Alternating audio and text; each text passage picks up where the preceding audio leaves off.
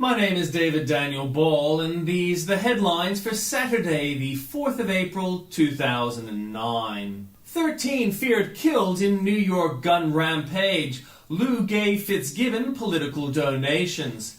Police raid and arrest Hell's Angel. ASIO fails airport security overhaul. PM Rudd set to frame budget next week. Prison escapee back in Victorian hospital. Worker dies at New South Wales coal mine.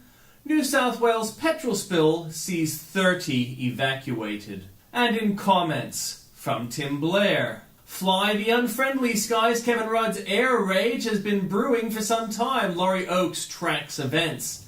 This column can reveal the Prime Minister has been involved in a long-running spat with No. 34 Squadron, which operates the VIP flights. More there at the link. Maybe the last 39 years have something to do with it. Australian-born lawyer and everything knower Geoffrey Robertson, a long-time London resident, offers a fascinating explanation for that fancy voice of his. As Geoffrey James reports, if you've ever wondered about Geoffrey Robertson's accent, presently rated at 9.5 plums out of a possible score of 10, the lawyer, Hypotheticals host and unflappable advocate of bouffons, this week laid the credit blame, delete one, for it on listening to the ABC when he was growing up in the Sydney suburb of Epping. That explains why everyone else in his age group who listens to the ABC sounds exactly as Robertson does. Bills of Rights. An editorial on this morning's Australian last week. Bill Leake's editorial cartoon in the Weekend Australian offended some readers. To compound the offence, here it is again. Religion evolves, David Penberthy reports, in welcoming our Prime Minister to St Paul's Cathedral. Bishop of London Richard Charteris added a new ritual to the liturgy. Not the jangling of the incense, but the blowing of smoke up the arse. Natural balance, the endangered eat the protected. Conservationists are in a fix over endangered condors eating large numbers of protected species of deer in a reserve in the north of China. Solution, introduce polar bears to the mix. It'll probably work. Values remain. Trend-wise, we keep trending away from deep greenism. Absolutely, the global financial crisis has accelerated the decline in interest in environmentalism that was already going on. Jeeves joins exodus from Kevin Rudd's staff. Steve Lewis, Ian McPhedran and Laurie Oakes say Prime Minister Kevin Rudd's short fuse and unreasonable demands have triggered an exodus of personal staff and a backlash from public servants. And back from Tim Blair, doubts dispelled. If you're still having any lingering doubts about global warming, warned 60 Minutes in 2007, stick around. We're off to the Arctic, where Tara Brown found all the proof she needs that there's something drastically wrong with the world's weather. It came in the shape of a very large, very hungry polar bear, an angry predator with us as its prey. Rudd stunned. Check Kevin Rudd's reaction when Barack Obama describes Brazilian President Lula da Silva as the most popular politician on earth. And listen carefully for Rudd's verbal comeback. Screens alive. Barack Obama's screeny friends are now called officials. Accompanying the party will be a total of 500 officials, including kitchen staff, 35 vehicles in all, 4 speechwriters, and 12 teleprompters. They've received the gift of life. Good for them. Do you ever wonder if we will ever find proof of intelligent teleprompters on other planets? A G20 deal about nothing. After all the self-congratulation about G20 triumph, let's check what was actually achieved by this Seinfeld success. And also by Andrew Bolt, How We Forgot to Save. Always one of the more thoughtful of liberals, and now sadly underused, even dispirited, the Howard government came to believe in magic pudding economics of lower taxes and increased spending during the last years in office, Tony Abbott says. I do suspect, though, that Abbott has been misrepresented slightly by the Sydney Morning Herald. I think he was saying the public, rather than specifically his party, came to believe in magic pudding economics.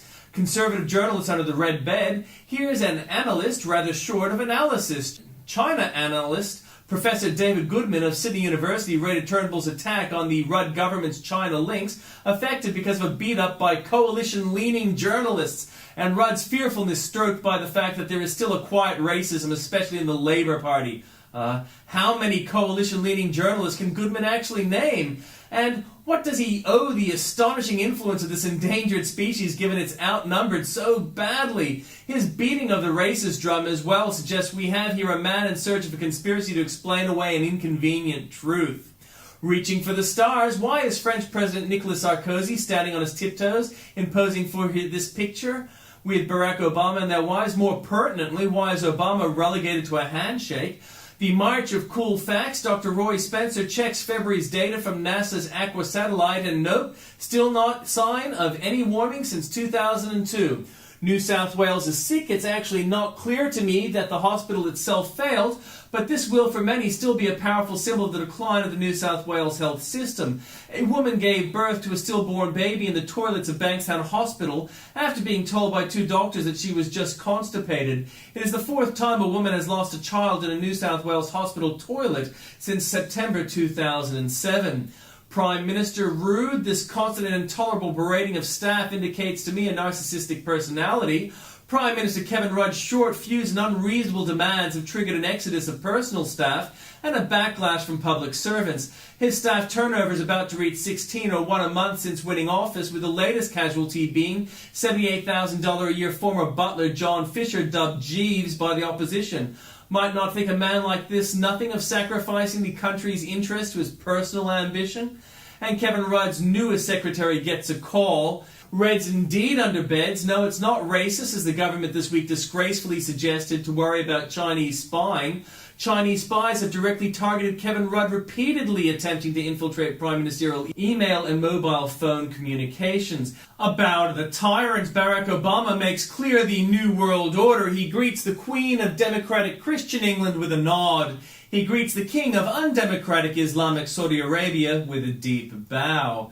And an update from Mark Stein. So let me see if I understand American protocol in the age of Obama. The First Lady hugs Queen Elizabeth as if she's some granny at a senior center photo op, but the President of this republic prostrates himself before King Abdullah as if he's a subject of the Saudi pseudo-crown. This is a very weird presidency. I think it's more serious than that, adds Andrew Bolt. Update 2. How will Richard Quest from the left-preaching CNN now interpret Obama's bow to King Abdullah after his praise in that first clip for Obama's nod to the Queen Elizabeth? So, not so much a full-scale bow, but certainly an acknowledgement of 2 equal heads of state saying hello. Stand by for Quest to draw the logical conclusion from Obama's deep and unreturned bow to Abdullah any minute now. Hugs and cringes. In how many ways is this cringe-making from matey hug of stranger who's no mate to the prune-faced response to Obama's compliment of someone else, to the bizarre qualification of Obama's remark, currying favor, to the lack of any real interest from others in this Zelig-like creature? I remain astonished that so many voters rated this man as sincere, serious, and of substance. Governor General of the world. Reader Joe is puzzled that a Governor General of Australia spends so much time talking to people in other countries instead. Go through her diary, and I've left it there for you to compare as well with the former Major General Michael Jeffries one. The Governor General is travelling abroad more than any other Governor General before her, and at the request of a Prime Minister is travelling abroad more than probably any Prime Minister before him. To me, this confirms that our foreign policy and our Governor General are being misused to further not the interests of Australians, but the future post-political career of a Prime Minister with United Nations ambitions. For that, Rudd will need to impress China, Africa, and the Middle East, and show he's of the left and a committed multilateralist on board all the issues that makes the multilateralist powerful, notably global warming. No wonder he asked Bryce to spend so much time in Africa and the Middle East. Click, click, click. Watch Rudd turn his time as RPM into one of the great auditions for a UN job, and watch him turn to the all-too-willing Governor General into a mere prop for his personal ambitions. Rudd put in his place. Peter Wilson still isn't buying the spin. The Prime Minister is delighted that the shift from a cosy G8 of only the richest nations to a more democratic and diverse G20 has given Australia a seat at the table in the reshaping the world's economy, but he could not have guessed what an ordinary seat he would have ended up with. Rudd was seated last night between Ethiopia and Spain, in other words, in Siberia.